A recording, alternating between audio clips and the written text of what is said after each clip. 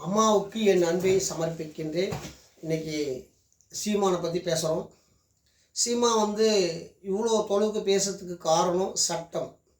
சட்டம் நம்ம இந்தியா கலாச்சார சட்டம் இல்லாதனால தான் நம்ம இவ்வளோ பெரிய விஷயத்தை பேசுகிறோம். ஆனால் ஒரு பெண்ணை பற்றி பேச சொல்லோ, பொதுமக்கள் பேச சொல்லோ, தவறு நடந்திருந்தாலும் அது மறைமுகமாக அதை பேசி சமாளித்து வெளியே வர்றது தான் திறமைசாலி. ஆனால் பொதுமக்கள் வீடியோவில் அவர் என்ன சொல்ல வராருன்னு கேட்டிங்கன்னா, அவர் விபச்சாரியாக பயன்படுத்தி கொண்டேன் அப்படின்ற வார்த்தையெல்லாம் அவர் சொல்கிறாரு. இது நம்ம இந்தியாவுக்கு ஒரு அசிங்கமான ஒரு காலகட்டத்தில் நம்ம போய் கொண்டு இருக்கிறோம்.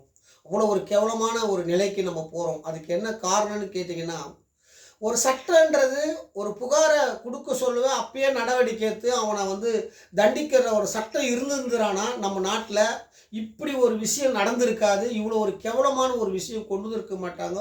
இன்றைக்கி வீடியோவில் அரசியல் தலைவர்களை, சீமானே சொல்கிற அரசியல் தலைவர்களை, இதுமாரிலாம் உலகத்தில் பண்ணுறீங்க, இதுக்கெல்லாம் நீங்கள் சப்போர்ட், இதுக்கெல்லாம் என்ன பதில் சொல்ல போகிறீங்க, பொள்ளாச்சி விவகாரத்தில் என்ன பதில் சொல்ல போகிறீங்க, இப்படியெல்லாம் அரசியல் தலைவரை கேட்குற நிலைமைக்கு இன்றைக்கி நாடு இப்படி ஆயிடுச்சு. இதுக்கு காரணம் என்னன்னு கேட்டிங்கன்னா, முழுக்க சட்டம் முதலமைச்சர்கிட்ட இல்லை.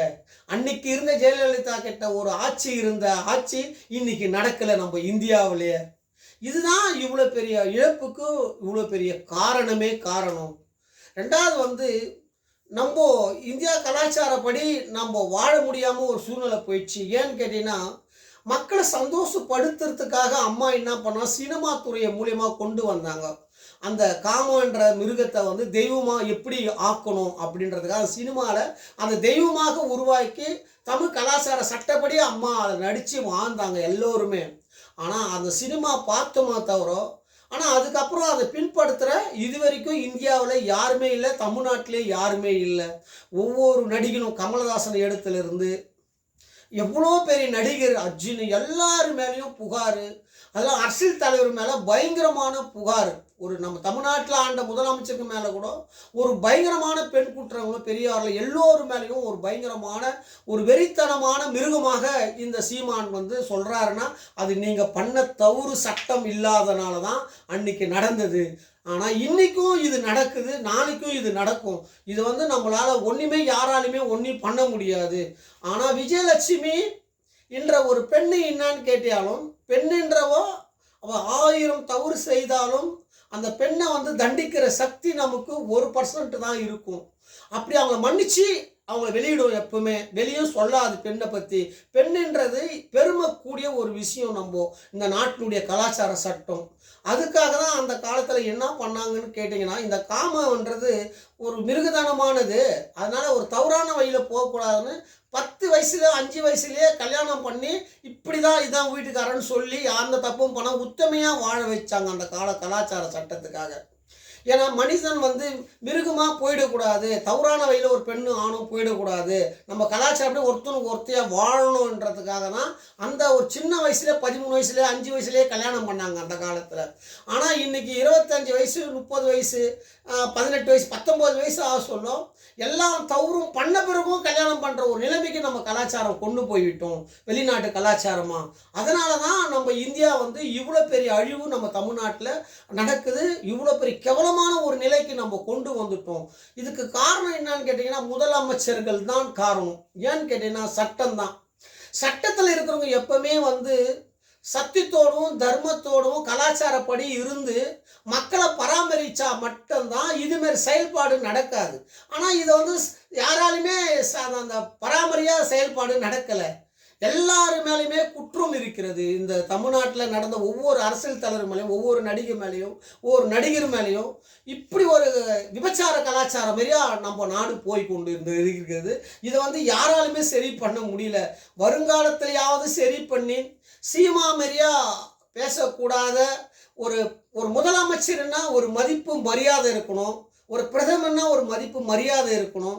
ஆனால் இந்த கலாச்சார சட்டப்படி மதிப்பும் மரியாதையும் நம்ம தமிழ்நாட்டில் இல்லை. இன்னும் என்னுடைய வீடியோ பெரிய பெரிய மத்திய அரசாங்கமே இன்னும் அதை கடைப்பிடிக்க முடியல. மத்திய அரசாங்கமும் என்ன சொல்கிறதுன்னா, சாமி என்ற ஒரு யாருன்னு கேட்டிங்கன்னா, நாட்டை ஆள்ற கடவுளுக்கு உருவம் கிடையாது, நாட்டை ஆள்றவர் தான் சாமி.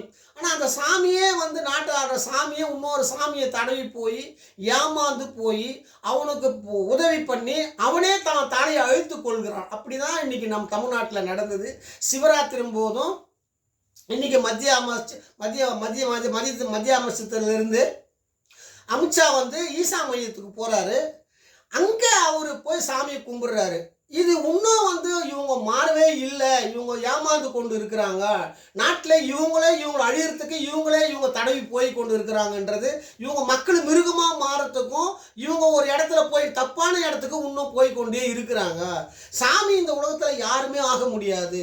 இது வந்து ஒன்று சாமியாக ஆகணும்னா அரசியல் தலைவராக இருக்கிறான் நாட்டாளுறோம் மட்டும்தான் அந்த ஆத்மா சாமியை பார்த்து அந்த ஆத்மா வந்து சாமி கூட ஐக்கியமாக சக்தி கூட இருக்கும், சாமி அந்த ரூபத்தை கூட வரும்.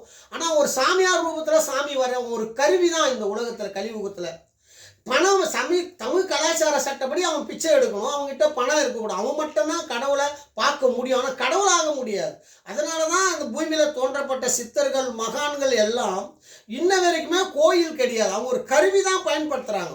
அதே மாதிரி தான் ஈசா மையம். ஆனால் இதை தெரிஞ்சிக்காம அமித்ஷா அவன் காலடியில் போய் விழுந்து இங்கேருந்து கோடிக்கணக்கில் செலவு பண்ணி பாதுகாப்பு கொடுத்து அந்த பணத்தை மக்களுக்கு தமிழ்நாடு மக்களுக்கு எதனா சேவை செய்திருந்தா கூட ஒரு புண்ணியம் ஒரு நல்ல பேர் கட்சிருக்கும். ஆனால் ஒரு கெட்டவனுக்கூட போய் இன்னும் வாழ்ந்து கொண்டு இருக்குது. நம்ம இந்தியாவுக்கு ஒரு கேவலமான ஒரு நிலை தான் நம்ம பார்க்குறோம். ரெண்டாவது இன்னொன்று சொல்கிறேன், முதலமைச்சரும் பிரதமரும் தப்பு பண்ணலாம் கூட இருக்கிறவங்க மக்கள் தப்பு பண்ணாமல் இருக்கணும்னா அது சட்டம் இல்லாதனால தான் இவ்வளோ பெரிய தமிழ் கலாச்சாரப்படி யாராலுமே இதை வந்து சரி பண்ண முடியாமல் ஒரு கேவலமான நிலைக்கு நம்ம போய் கொண்டு இருக்கிறோம். இது வந்து எதிர்காலத்தில் வந்து இப்பயே பாருங்கள், ஒரு வீடியோவிலையும் ஒவ்வொரு இதுலேயும் திமுககாரன் அண்ணா திமுககாரிலேருந்து எல்லாருமே வாடா நீயா நான் பெரியாளா, நான் பெரியாளா, நீ பெரியாளா, ஒரு சண்டைக்கார மாரியா ஒரு நாட்டை காப்பாற்றுற தலைவன்லாம் ஒரு கேவலமான நிலைக்கு ஒரு கட்சியில் அதிமுக கட்சியில் 9 பேர் அவனுக்குள்ளே அச்சின்னு அப்படியே மடிகிறானுங்க. அவங்க அதிமுக காரனே ஒரு பெண்ணை இல்லாதனால அந்த கட்சியை ஒரு கேவலமான ஒரு நிலைக்கு போயிடுச்சு. அதேமாரி தான் இன்றைக்கும் சீமானலாம் நிலமெல்லாம் கூட வந்து சத்தியம் தர்மம் இல்லாதனால இன்றைக்கி வந்து அவன் ஏடா கூடமா வீடியோ முன்னால் பேசுகிறான். இது வந்து நம்ம பார்க்குறோம். அதே ஜெயலலிதா இருந்தாங்கன்னா இது நடக்குமா? இது என்னான்னு ஒன்றுமே புரியவில்லை இந்த உலகத்தில். அந்த அம்மா பாருங்கள், காஞ்சி மடத்தையே காலி பண்ணாங்க, ஒரு சாதாரண ஒரு பெண்ணு.